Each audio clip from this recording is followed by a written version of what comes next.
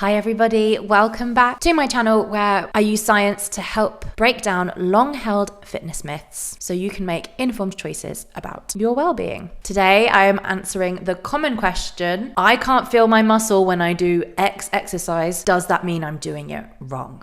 So feeling a muscle is not the same as using it. The sensation that you associate with a working muscle, tension, heat, burning, that is a perception, not a direct indicator of muscle activation. Movement is controlled by the motor cortex, your basal ganglia, brainstem, and spinal circuits. When your nervous system selects a movement, it recruits motor units based on efficiency, load, and task demands, not based on whether you consciously feel it. Here are two key points that prove that. Sensation is not the same as activation. EMG studies repeatedly show poor agreement between subjective sensation and objective muscle activity. Your nervous system doesn't care about whether you feel a muscle or not. It cares about accomplishing the movement efficiently. And the second point is sensory filtering. Your brain is going to filter out most proprioceptive input so you're not overwhelmed. Unless the muscle is producing unusually high tension, fatigue metabolites, or stretching, or being stretched, you simply won't get a strong sensation. And that is normal physiology, it's not a technique error. So what is that burning sensation? It is caused by metabolic accumulation. So repeated contractions lead to increased lactate, hydrogen ions, inorganic phosphate, and potassium shifts. And these metabolites activate nerve fibers which send burning and fatigue messages to your central nervous system. But metabolite accumulation does not mean muscle activation. You can have high muscle activation, especially when you do low rep but heavy lifting. And low motor unit recruitment, which is found in long duration or low load holds, probably do bring out more muscle burn. But that burn is reflecting sensory chemistry, it is not mechanical performance. Now, online culture often pushes this idea that certain muscles are underactive, sleeping, or not firing, but this is not how human motor control works. You have thousands of motor units per muscle, and they receive continuous descending input from the central nervous system and reflex input from the spinal cord. A muscle can be highly active, moderately active, minimally inactive. Minimally active, but completely inactive only occurs in cases like peripheral nerve lesion, complete spinal cord injury, or general anesthesia. In healthy individuals, your muscles do not turn off ever. And here are some studies that have found that. One showing variability in muscle recruitment strategies during trunk tasks, but no evidence of switched off muscles. Another that shows that different people use different patterns of core activation,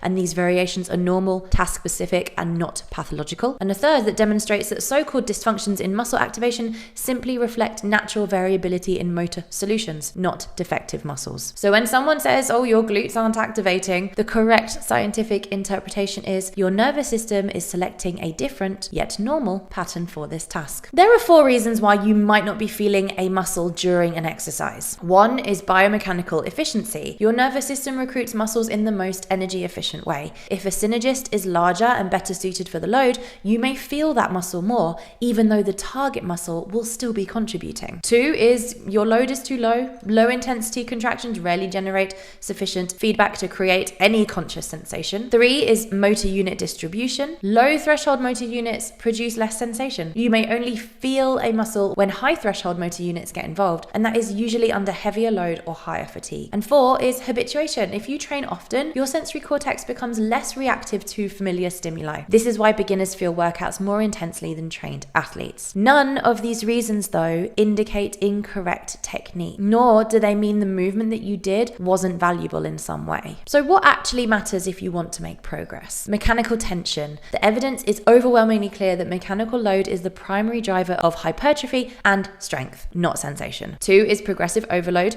the consistent increase of load, reps, range, or frequency. And number 3 is consistency. You can build strength and muscle with or without a burning sensation. You are not doing an exercise wrong just because you don't feel a specific muscle. Sensation is subjective, activation is objective, and your nervous system is far more complex and capable than the simplistic feel the burn model suggests. Remember, it is your body, your choice. I'm just here to help you make informed ones.